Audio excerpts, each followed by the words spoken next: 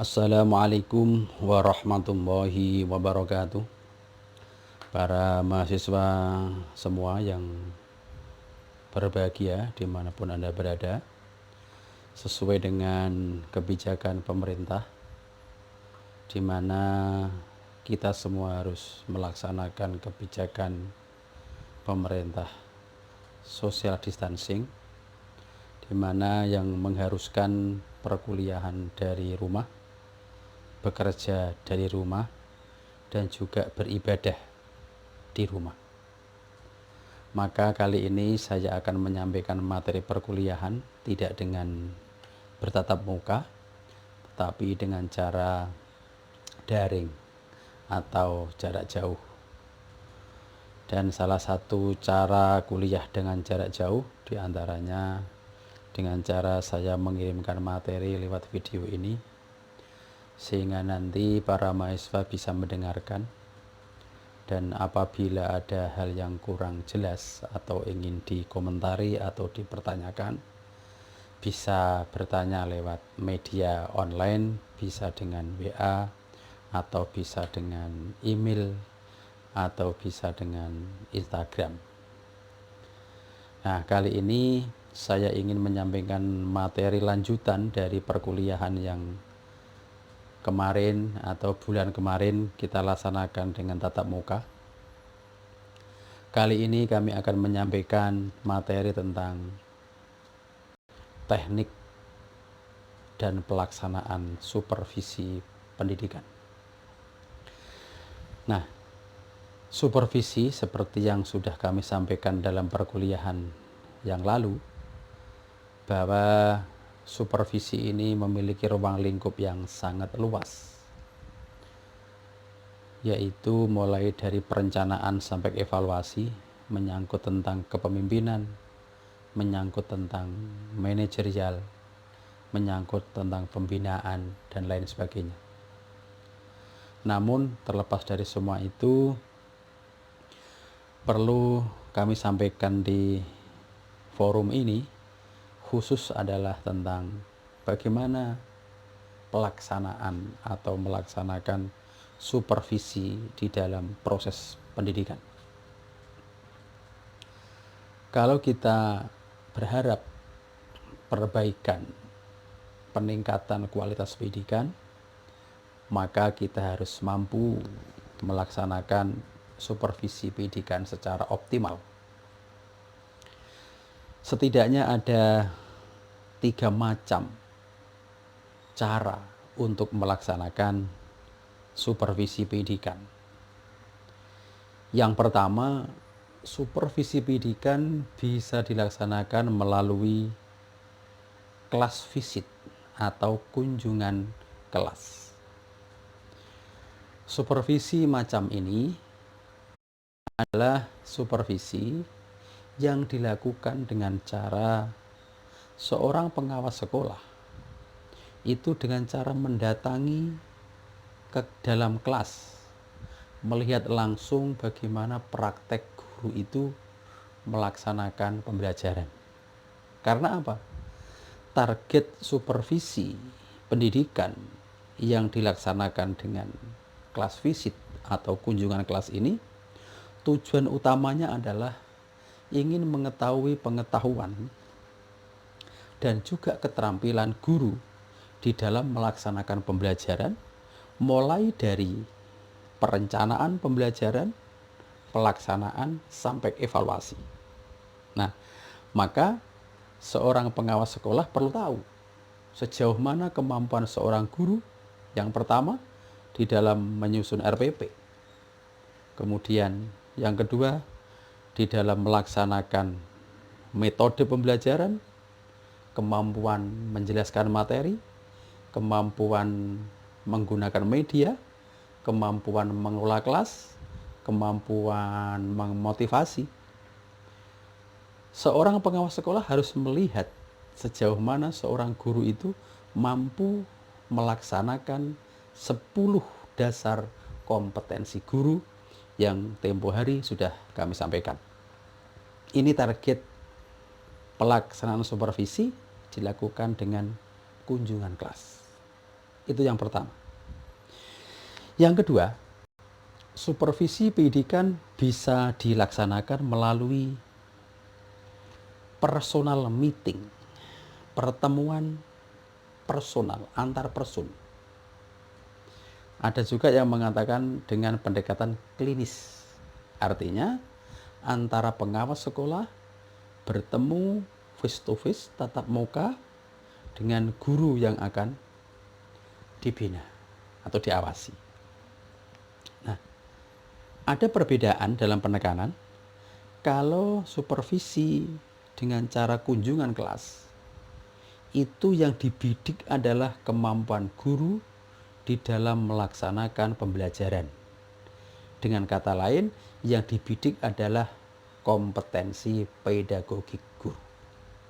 Kalau supervisi dengan personal meeting, ini penekanannya adalah tentang bagaimana guru bisa menyelesaikan problem pribadinya. Bagaimana guru itu bisa memanage, mengelola problem pribadinya, sehingga tidak akan mengganggu tugas-tugas yang lain. Nah, ini perbedaannya. Di dalam personal meeting, pengawas sekolah adalah lebih menekankan kepada kompetensi kepribadian guru. Bagaimana seorang pengawas sekolah bisa membimbing, mengarahkan kepribadian guru.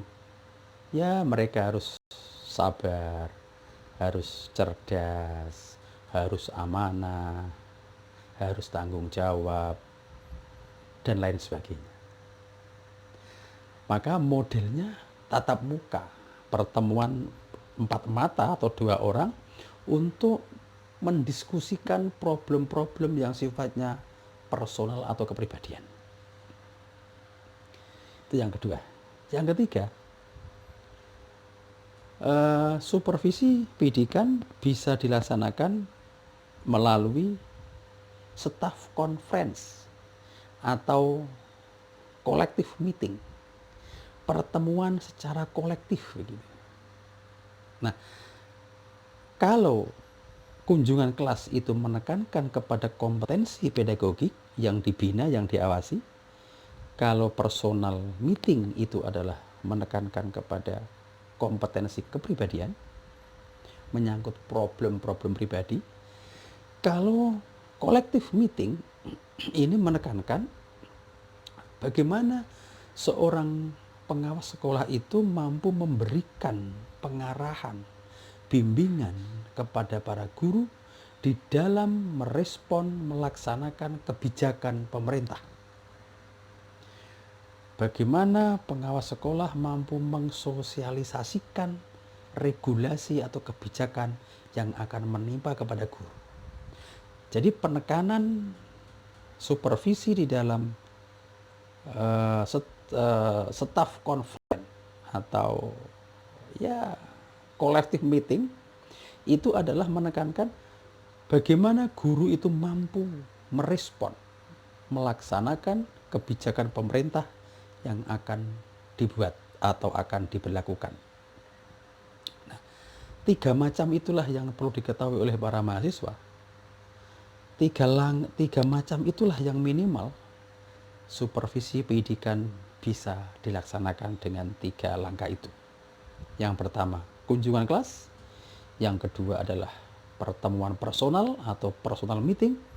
Dan yang ketiga adalah pertemuan kolektif atau collective meeting dengan penekanan yang berbeda-beda. Nah, di dalam melaksanakan supervisi pendidikan itu, ini bisa kita gunakan dengan pendekatan umum atau pendekatan yang umum dilaksanakan. Nah, di dalam mengimplementasikan supervisi itu harus ada cara, metode, atau ada yang mengatakan pendekatan. Minimal juga ada 3 di dalam mengimplementasikan supervisi pendidikan.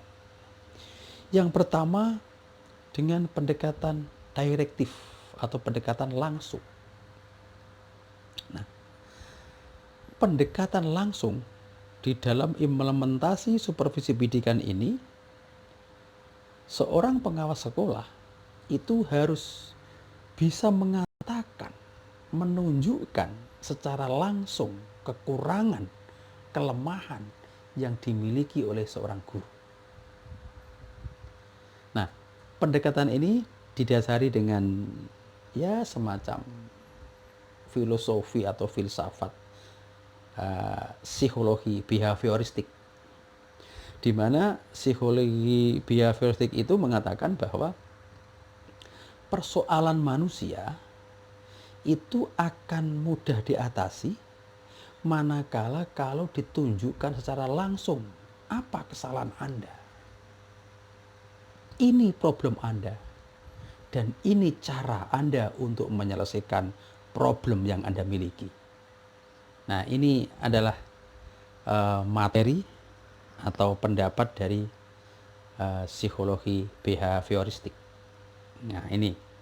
Maka di dalam pendekatan ini seorang pengawas sekolah harus bisa menunjukkan secara langsung apa kesalahan Anda, bagaimana cara penyelesaiannya. Itu yang pertama. Yang kedua, pelaksanaan supervisi bisa ditempuh dengan cara pendekatan non-direktif, tidak langsung. Dalam pelaksanaan supervisi pendidikan ini dengan cara tidak langsung, ini seorang pengawas sekolah tidak boleh menunjukkan secara langsung kesalahan Anda apa. Tidak boleh menunjuk langsung kesalahan guru itu apa. Tetapi lebih kepada mendengarkan, memperhatikan, itu ya, apa yang dikeluhkan, apa yang diutarakan oleh guru. Hal ini didasarkan filosofi psikologi humanistik, di mana di dalam psikologi humanistik itu mengatakan bahwa manusia itu akan bisa menyelesaikan problem pribadinya manakala itu dia bebas mengungkapkan apa yang dirasakan. Kemudian lawan bicaranya lebih banyak mendengarkan, tidak langsung menunjukkan kelemahannya apa, tetapi hanya memberikan saran-saran, tidak secara langsung.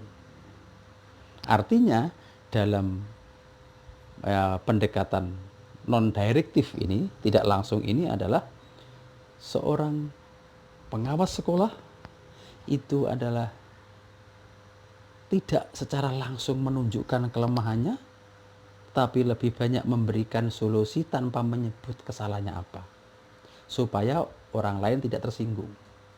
Karena dasarnya pijakannya adalah filosofi psikologi humanistik. Nah, yang ketiga, dengan pendekatan kolaboratif. Artinya gabungan antara direktif dan non-direktif. Nah, pendekatan kolaboratif ini adalah seorang pengawas sekolah ketika menyelesaikan atau melakukan pembinaan kepada guru itu menggunakan dua atau gabungan dua pendekatan antara direktif dan non-direktif. Nah, hal ini didasarkan oleh filosofi atau filsafat psikologi kognitif. Artinya bahwa problem itu muncul, masalah itu muncul dalam setiap manusia itu selalu dipengaruhi oleh berbagai aspek yang harus diketahui secara kognitif atau secara rasional. Nah, maka dari itu, supaya guru itu mengetahui problemnya, dia menyadari betul problemnya apa, maka juga harus dilakukan secara langsung, ditunjukkan kelemahannya apa, dijelaskan kelemahannya apa, dan juga didengarkan apa keluhannya. Sehingga pendekatan kolaboratif ini menurut saya adalah pendekatan yang cukup tepat di dalam menyelesaikan atau pembinaan kepada para guru. Nah, itulah langkah-langkah untuk melaksanakan supervisi pendidikan. Nah, supaya para mahasiswa lebih detail mengetahui bagaimana implementasi supervisi, bagaimana teknik supervisi pendidikan, silakan coba Anda baca beberapa buku. Ya, nggak usah banyak-banyak lah, 3 atau 2 buku. Misalnya ada bukunya Pak Pet Suhartian tentang konsep dasar supervisi pendidikan. Itu juga bagus, menerangkan tentang apa supervisi, tekniknya bagaimana, dan bagaimana pelaksanaannya itu. Yang kedua, misalkan ada bukunya Pak Made Pidarta tentang, kalau tidak salah judulnya adalah konsep pemikiran supervisi pendidikan. Ini juga bagus, memuat tentang bagaimana teknik pelaksanaan berbagai macam teknik supervisi pendidikan. Dan yang ketiga ada lagi bukunya Pak Slameto. Itu judulnya kalau tidak salah adalah Program Pelaksanaan dan Evaluasi Supervisi Pendidikan. Ini lebih lengkap. Nah, minimal mahasiswa membaca 3 buku itu akan lebih paham, akan lebih memahami secara detail tentang pelaksanaan supervisi pendidikan itu. Demikian yang kami sampaikan. Semoga bermanfaat. Ini sebagai pengganti perkuliahan tatap muka selama